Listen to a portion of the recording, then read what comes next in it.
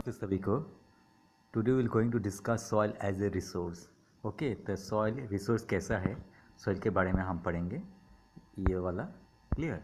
तो देखते हैं, इसके बारे में समझते हैं। तो सॉइल के बारे में समझने के लिए हम जाते हैं एक डायग्राम में। क्लियर?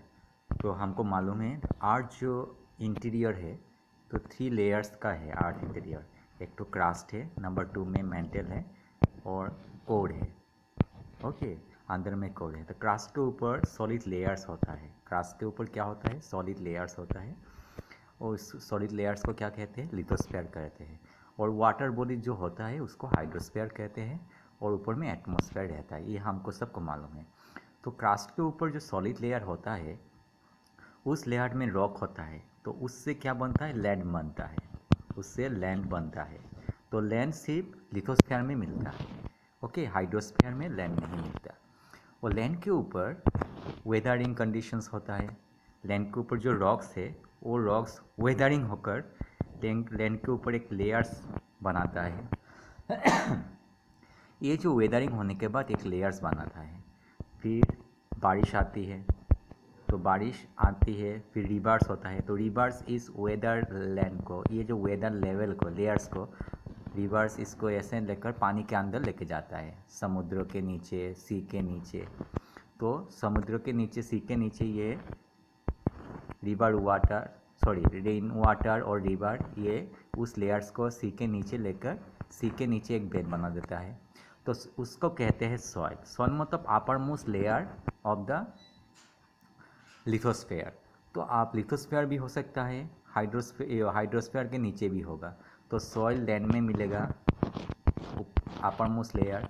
तो लैंड में भी मिलता है सॉइल। सॉइल वाटर बॉडीज़ के नीचे भी मिलेगा। तो सॉइल दोनों में मिलता है, लिथोस्फेयर में भी मिलता है और हाइड्रोस्फेयर में भी मिलता है। लेकिन लैंड सिर्फ लिथोस्फेयर में मिलता है। ठीक है? तो सॉइल कैसे होता है, देखिए। अगर मान लीजिए यहाँ पर वोल्केनो हो, तो रॉक जो है वो मोल्टेन स्टेज में रहेगा पहले। फिर मिलियन मिलियन ईयर्स, कुछ सालों के बाद, ओके, ये मोल्टेन से सॉलिड हो जाएगा। फिर सन रेज उसके ऊपर पड़ेगा, फिर रेनफॉल पड़ेगा, तो ये टूट जाता है, वेदरिंग हो जाता है। ये टूट कर वेदरिंग हो जाता है, टूट कर ये छोटा छोटा टुकड़ा में कन्वर्ट हो जाता है। ओके, तो ये टुकड़े के बारे में हम जान लेते हैं पहले, बाद में हम डिस्कस करेंगे।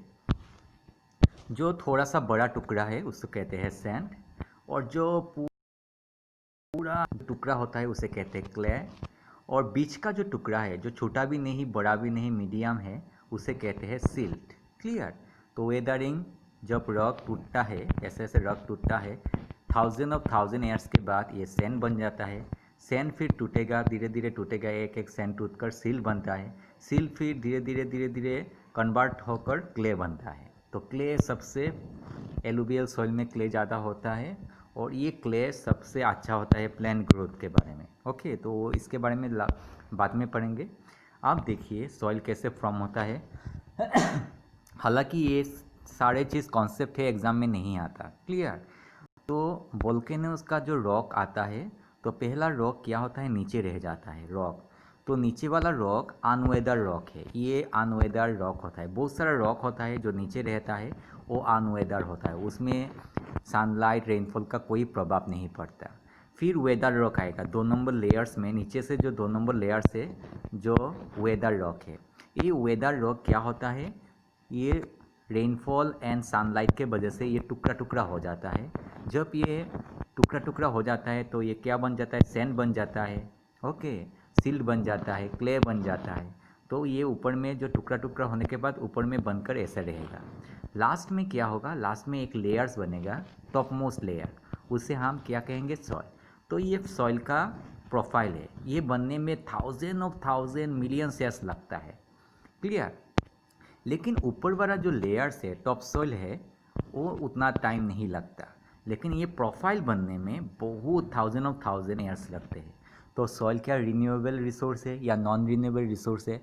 साइंटिस्ट में ही उसका ऊपर डिबेट चल रहा है। कोई साइंटिस्ट बोलता है ये रिन्यूएबल है, क्योंकि ऊपर का लेयर जल्दी बन जाता है उनके हिसाब से, और नहीं तो हम स्पेशली पोटास दे सकते हैं, फर्टिलिटी बढ़ा सकते हैं। 1-2 साल में सॉइल का फर्टिलिटी बढ़ा सकते, मैन्युअल देकर फर्टिलिटी बढ़ा सकते हैं। ऊपर का लेयर को हम 5-6 साल में फर्टिलिटी बढ़ाकर उस सॉइल को हम एग्रीकल्चर के लिए यूज़ कर सकते हैं, इसलिए उसे रिन्यूएबल कहते हैं।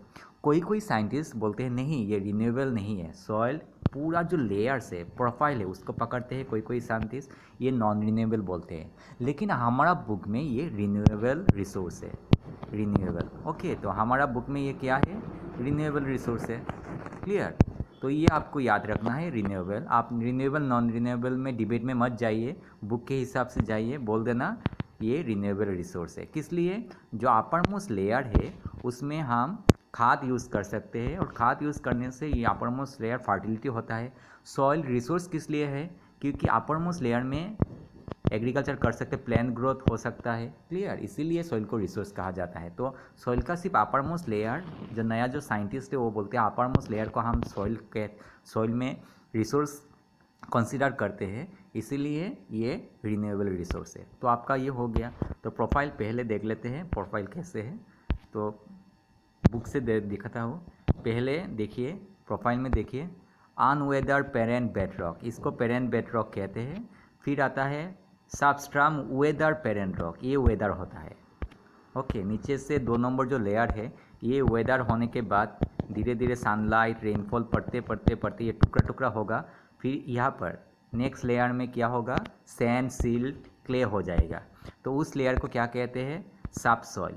Subsoil weathered rocks sand and silt clay. ठीक है, लास्ट में फाइनल जो टॉप सॉइल मिलता है वो फाइनल प्रोडक्ट है। Top soil means the upper soil layer, इससे। ठीक है, तो यहाँ से मैंने नोट बनाया है, आप देख सकते हो नोट कैसे बनाते हैं।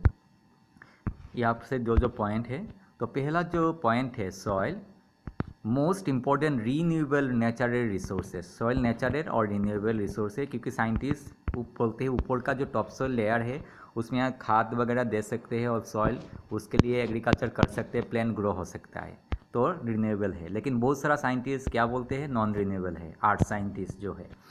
सेकेंड में देते हैं, ये सॉइल क्यों रिसोर्स बोलते हैं, सॉइल को इसलिए रिसोर्स बोलते हैं क्योंकि it is the medium of plant growth, support different types of living organisms on the earth. Clear?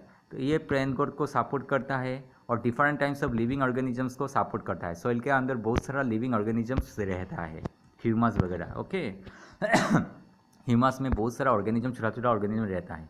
तो फैक्टर क्या होता है, सॉइल फॉर्मेशन का फैक्टर देखिए, रिलीफ होता है। कैसे रिलीफ होगा, वो माउंटेन होगा या प्लेन्स होगा या हिल्स होगा, तो उसके ऊपर डिपेंड करता है। फिर पेरेंट रॉक कौन सा है, ओके, फिर क्लाइमेट, ओके, टेम्परेचर कैसा है, रेनफॉल कैसा है, फिर उसके ऊपर जो वेजिटेशन होता है उसके ऊपर भी डिपेंड करता है। अदर फॉर्म्स ऑफ लाइफ है, टाइम है। हम शॉर्टकट में सोच लेते हैं क्योंकि ये छोटा सा पर्सन से, नहीं तो ये बड़ा सा एक टॉपिक है। Clear? Soil consist of organic, humus से कंसिस्ट होता है और इनऑर्गेनिक भी होता है। क्लियर? तो ये आपका नोट्स बन गया, तो मेरे ख्याल से आपको समझ में आ गया होगा।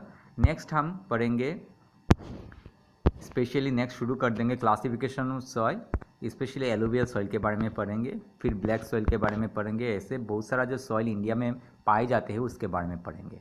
Thank you very much.